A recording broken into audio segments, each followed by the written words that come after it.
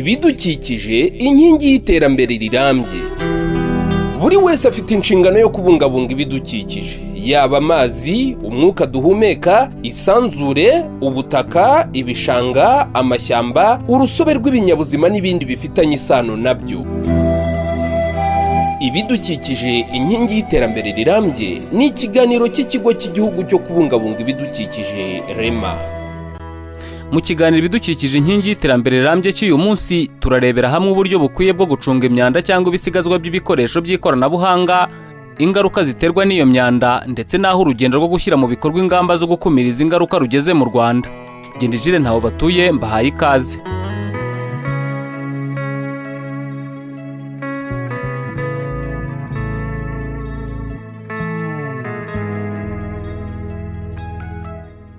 Uko isi irushaho gukataza mu ikoranabuhanga, niko ibikoresho by'ikoranabuhanga bikorwa ku bwinshi kandi bikagenda bisimbuzwa uko havumburwa tekinoloji nshya. Bimwe muri ibyo bikoresho ni nk'amaradiyo, mudasobwa, telefone ngendanwa, ibyuma bifata amashusho, televiziyo, ibyuma bikonjesha, ibishyushya, ibifotora impapuro, amatara y'amashanyarazi, batiri zinyuranye n'ibindi. Ibyo bikoresho iyo bishaje cyangwa byavuye ku isoko bitakigezweho bifatwa nk'ibitakaje agaciro, bikaba byajugunywa cyangwa bimwe mu bice bibigize bigakorwamo ibindi bikoresho. Ibice bibuze umumaro usanga bijugunywe hirya no hino ku misozi, mu migezi, cyangwa se bikaguma mu mazu naho abana bashobora kubikinisha bikangiza ubuzima bwabo. Ibi bikoresho biba byakozwe mu binyabutabire bihumanya ubutaka, ibimera, umwuka duhumeka cyangwa amazi twifashisha mu buzima. Ingaruka nk'indwara zirimo kanseri zo zibasira umuntu ukoresheje amazi cyangwa umwuka byahumanyije, kugeza no ku muntu uriye ibimera byeze mu butaka bwinjiriwe n'ibi binyabutabire nk'uko ikigo REMA cyo kubungabunga ibidukikije kibisobanura. Bifite ubukana cyane kubera ko nubwo harimo bya bikoresho mwavuga yuko bihinduka umwanda wenda bikaba bitahita byanduza ako kanya nk'ayo maplastike n'ibyuma, ariko mo imbere bigiramo ibinyabutabire byinshi bitandukanye. Harimo ibinyabutabire bimwe bifite n'uburozi, bibarwa mu rwego rw'uburozi. Hari ibyo twita za heavy metals zishobora no kujya mu mazi cyangwa no mu bihingwa, bikaba byakwangiza ubuzima bw'abantu. Urebye na batiri ubwayo, aya mabatiri y'amatelefone cyangwa y'ibindi n'amakompiyuta n'ibindi, nayo ubwayo afite ibinyabutabire byinshi mo imbere. Ni ngombwa rero ko hafatwa ingamba zinyuranye ngo twirinde izo ngaruka. Ibisigazwa cyangwa se imyanda y'ikoranabuhanga ni kimwe mu bibazo byugarije isi muri rusange n'u Rwanda rurimo. Mu guhangana n'iki kibazo, Leta y'u Rwanda yafashe ingamba zirimo gushyiraho amategeko na politike bigena icungwa neza ry'imyanda ituruka ku bikoresho by'ikoranabuhanga bishaje, hagamijwe gukumira ingaruka zibishingiyeho. Ku nkunga y'ikigega cy'igihugu cy'ibidukikije FONERWA kandi, Leta yatangije uruganda rukusanyiriza ahabugenewe iyo myanda yose, imwe muri ikanagurwa ngo ibyazwe ibindi bikoresho byifashishwa, bityo bikabyara inyungu aho guteza igihombo gishingiye ku iyangirika ry'ibidukikije. Raporo y'isi y'igenzura ku icunga ry'imyanda ikomoka ku bikoresho by'ikoranabuhanga bishaje yo mu mwaka wa 2017, The Global E-Waste Monitor y'ishami ry'umuryango w'abibumbye rihuza za kaminuza, yerekana ko byibura abantu 66 mu bantu 100 mu isi batunze igikoresho byibura cy'ikoranabuhanga nka telefone, firigo, televiziyo cyangwa se itara, kandi gishobora kujugunywa igihe cyose gishaje. Mu Rwanda imyanda ikomoka ku bikoresho by'ikoranabuhanga bishaje iriyongera kuko n'ingano y'ibikoresho by'ikoranabuhanga byinjira mu gihugu yiyongera. Urugero nko hagati yo mu mwaka wa 2010 na 2014, ikigero cy'ibikoresho by'ikoranabuhanga byinjiye mu Rwanda kikubye inshuro 5 nk'uko inyigo ya Minisiteri zirimo iy'ikoranabuhanga n'iy'ubucuruzi ibigaragaza. Buri mwaka habarurwa hafi toni 9 n'igice z'imyanda y'ibikoresho by'ikoranabuhanga bishaje mu Rwanda. Isaga 81% iva mu ngo, isaga 12% igaturuka mu bigo bya leta, naho isaga 6% igaturuka mu bigo by'abikorera. Ariko se ni gute umuntu yacunga imyanda ikomoka ku bikoresho by'ikoranabuhanga mu buryo bunoze? Dore uko ikigo REMA kibisobanura. Ntibigomba gushyirwa hamwe n'indi myanda. Dusanzwe dufite izi serivisi zijya mu mago, zijya mu biro, zijya gufata imyanda. Ibyo ngibyo rero ntibigomba gushyirwa hamwe n'indi myanda. Byo bigomba gushyirwa kwabyo. Kubera yuko iyo bitwawe bigatwarwa ku moteri, ntibuzasanga nyine bya binyabutabire birimo bizangirika noneho bikazajya mu mazi cyangwa mu butaka. Bigomba gushyirwa kwabyo. Ubu twagize amahirwe mu Rwanda, dufite uruganda runagura ibyinshi mu bikoresho by'ikoranabuhanga byakoze cyangwa byashaje. Niyo mpamvu rero igihe turangije kubikoresha twagiye tubishyira ku ruhande, ubu ndetse n'urwo ruganda rugiye gutangira gushyiraho uburyo kujya gushyiraho amasantere hirya no hino mu ntara ku buryo bazajya babasha gukusanya, noneho tukajya tubishyikiriza izo santere kugira ngo bijye kuri urwo ruganda, kuko rufite ubushobozi bwo kubishwanyaguza rugakuramo bya bice ari bijya muri ibyuma bikajya mu nganda zibitunganya, ari plastike zikajya mu nganda zibitunganya, ari insinga nazo zafite izindi nganda zibitunganya, ndetse n'ibidashoboye gutunganyiriza mu Rwanda bafite izindi nganda bakorana hanze y'u Rwanda zishobora kubitunganya. Raporo y'umuryango w'abibumbye ku icungwa ry'imyanda ikomoka ku bikoresho by'ikoranabuhanga bishaje kandi igaragaza ko iyi myanda idacunzwe neza mu isi muri rusange, kuko byinshi bitanagurwa cyangwa ngo bibikwe habugenewe. Yerekana ko mu mwaka wa 2016 hamenwe imyanda nk'iyi ingana na metero kibe hafi miliyoni 45, kandi 20% gusa ariyo yanaguwe biturutse ku kuba byinshi mu bihugu bitagira politike yo gucunga neza ino myanda ikomoka ku bikoresho by'ikoranabuhanga bishaje. Leta y'u Rwanda nk'igihugu cyimakaza ikoranabuhanga yumvise rugikubita ubukana bw'iki kibazo, ishyiraho politike n'amategeko byo kurengera ibidukikije harimo n'imicungire y'imyanda muri rusange. Urwego rw'igihugu rushinzwe kugenzura imikorere y'inzego zimwe z'imirimo ifitiye igihugu akamaro rurasobanura amabwiriza agenga imikoreshereze n'imicungire y'imyanda ikomoka ku bikoresho by'ikoranabuhanga bishaje.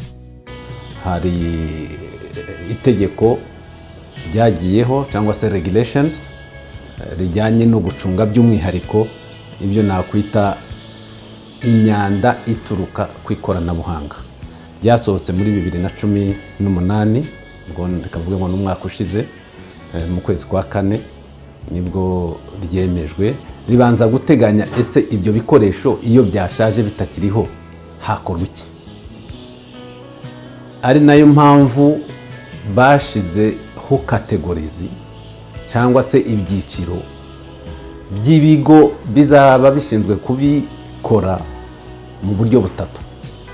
Hari kategori ya mbere navuga y'abantu bazaba bashinzwe gukusanya, hakaba undi uvuga ati ngewe mfite wenda atelier ishobora kwakira bya bikoresho bazanye, kimwe nuko nanjye nshobora kubikusanya kaza narangiza nkanabirepara nkaba navana mu kindi gikoresho kizima gikora. Iyo nayo ni yindi kategori. Hakazaho noneho n'urundi rwego abazabasha kuba bakora ibyo byose ariko bo bakanibanda kuri recycling, ni ukuvuga ngo gufata ya myanda bakayidismantolinga bakayikoramo ibindi bintu bishyashya. Kuri ubu imyanda ikomoka ku bikoresho by'ikoranabuhanga yatangiye kunagurwa mu Rwanda. Birakorerwa ku ruganda Envirosave rwatangijwe ku bufatanye bwa Minisiteri y'Ubucuruzi n'Inganda, Minisiteri y'Ibidukikije, Ikigega cy'Igihugu cy'Ibidukikije FONERWA n'abandi bafatanyabikorwa. Ni uruganda rwa mbere rukusanya kandi rugatunganya imyanda yo muri ubu bwoko mu karere ka Afurika y'Uburasirazuba. Ubuyobozi bw'uruganda burasobanura ibyo bakora. Ubwo buryo bwombi turabukoresha, harimo kunagura ariko no gukuramo ibindi bice bishobora kuba byakongera gukoreshwa mu nganda, raw material yakongera gukoreshwa mu zindi nganda. Nabaha nk'urugero nko kuri computer cyangwa kamera cyangwa iki, haba hariho n'ibyuma. Nk'icyo kamera ibihagazeho ni icyuma. Iyo gishaje rero cyangwa iyo tubyakiriye hano mu ruganda, cyangwa computer casing iba ari icyuma, iyo tubyakiriye hano mu ruganda dukora icyo bita kubishwanyuza cyangwa dismantling, tugakuramo ibishobora kongera gukoreshwa ariko tugakuramo n'ibyo binyabutabire bishobora kwangiza ibidukikije. Nicyo cyane twibandaho.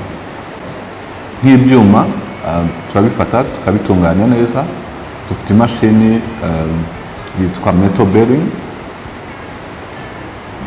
irabifata ikabitunganya neza ikanabikompresinga ku buryo kiba ari byoroha muri transportation, ariko byoroha no ku rundi ruganda rwabikoresha. Dufite inganda rero z'ibyuma dukorana, nibo dukorana tubibaha nka raw material bakabikoramo za ferabeto. Bimwe mu bigo byamaze kumva akamaro ko gucunga neza imyanda ikomoka ku bikoresho by'ikoranabuhanga bishaje kandi birishimira ko begerejwe inganda zitunganya iyi myanda. Aba ni bamwe muri bo. Twatangiye gukorana n'ikigo cyitwa Envirosave byaje nk'igisubizo.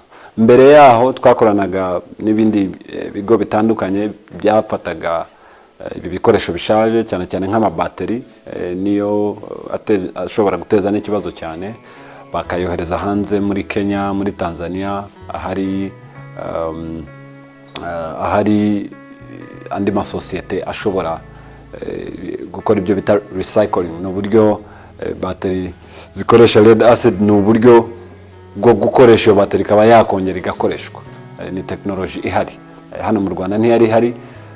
Urumva ko byaratuvunaga cyane mu buryo bwa logistique kubyohereza hanze, kugira ngo twizere ko koko batabitaye ahantu hatandukanye. Twabaga dukeneye certificate yuko byarenze umupaka na certificate yuko byageze kuri ibyo bigo bishinzwe gukora recycling. Ku ruhande rw'abakora akazi ko gusana ibikoresho by'ikoranabuhanga, nabo bavuga ko bumva akamaro ko gucunga ibisigazwa by'ibi bikoresho kandi ko biteguye gufatanya n'izindi nzego muri uru rugamba.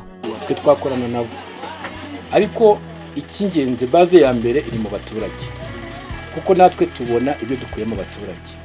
Abaturage bamaze kubyumva neza ko bakamenya akamaro ko kugura ibyuma bishyashya, bakikuraho ibishaje, bakajya babituzanira, n'uruganda byaborohera kugira ngo bagere aho babikora. Gucunga neza imyanda ikomoka ku bikoresho by'ikoranabuhanga bishaje ni inyungu mu kurengera ibidukikije umuntu abereye ku isonga.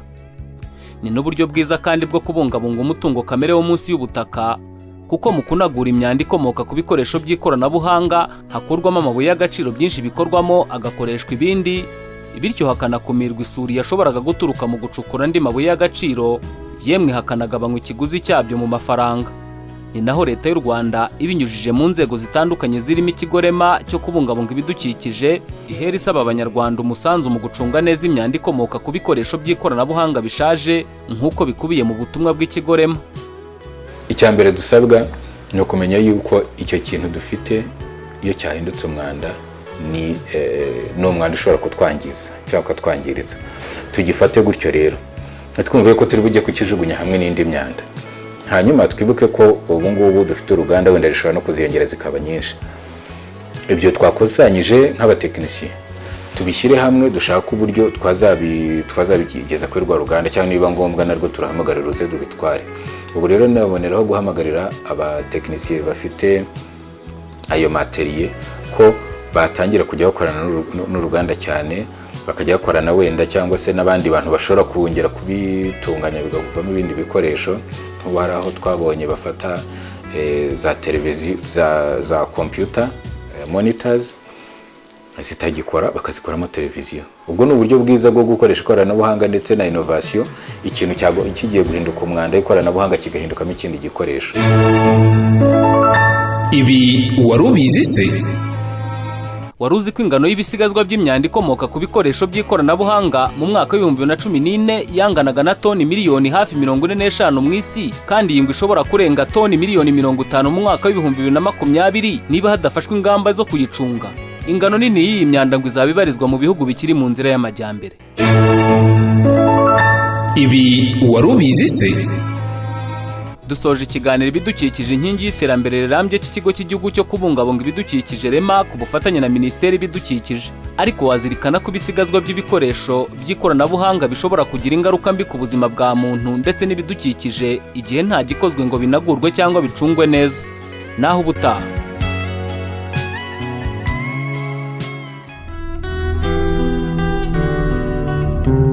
Ibidukikije inkingi y'iterambere rirambye.